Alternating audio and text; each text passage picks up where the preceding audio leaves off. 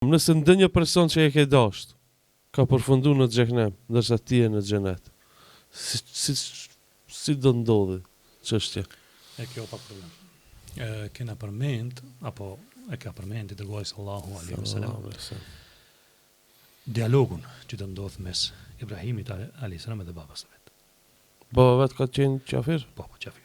Ka qenë domethënë ka vdek ka qenë njeriu i cili ka prodhu idhujt. Edhe pejgamberi Ibrahim alayhis salam shpesh e ka përmend dhe i ka thënë o ja beti o babaj. Mos e adhuro shejtan, la ta'bud shejtan. Mos e adhuro shejtanin. Shejtani është ti vetëm me dorët e tua. Ai as nuk bën dobi, as nuk bën dëm. Pra nuk të bën as dobi as dëm. Nuk ka në dorë kur gjë. Ti vetë ke ndreç. Si ka mundësi të bëjë diçka. Mirë, po çka nuk besoj.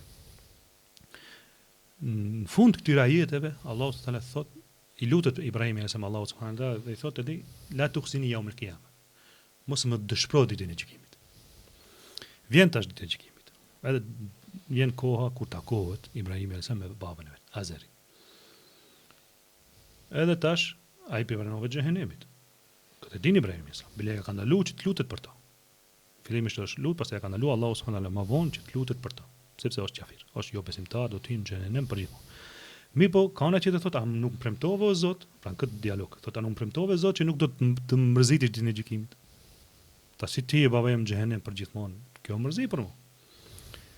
Thot subhanallahu në hadith ka ardhur, thot do ta çndron babën e atij në një hardhuc ad-dubu, është një hardhuc e shkretetirës tokave arabe që lejohet të hahet, por pejgamberi asnjëherë s'e ka hëngur.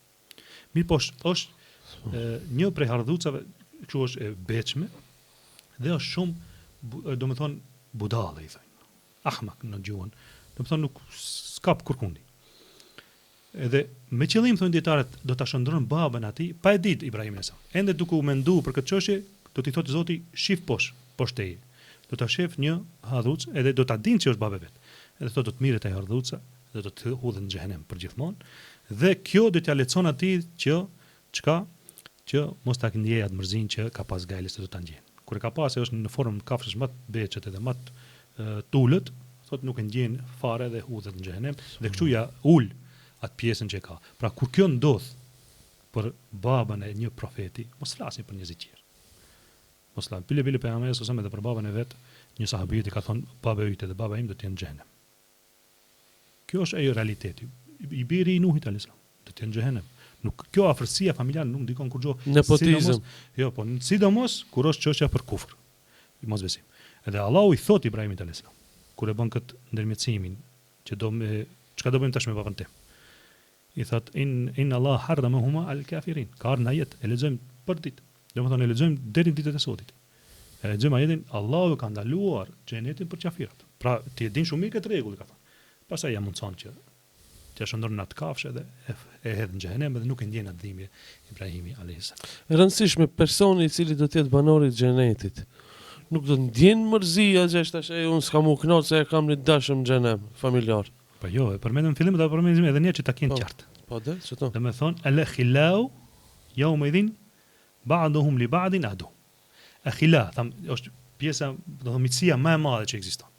Khalil, ti je i Khalili dikujt. Do të thonë miku më i afërt i jot. A ditë thotë do të jenë armiq njëri tjetrit.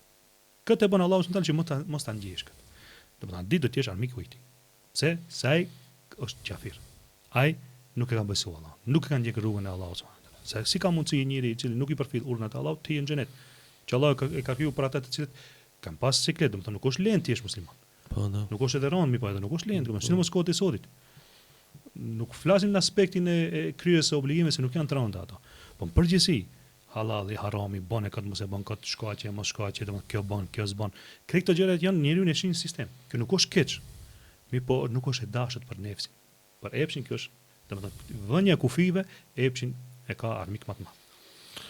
Për këtë arsye e lutem Allahun se na bën prej banorëve të xhenetit dhe krejt këto që i përmendëm, domethënë dashamirë që të bëjmë davet sa janë gjallë, se pastaj se ni shohim asnjëherë më. Jo valla. Mund vetëm të shohim si i banon xhehenemit që tallana me to. Po.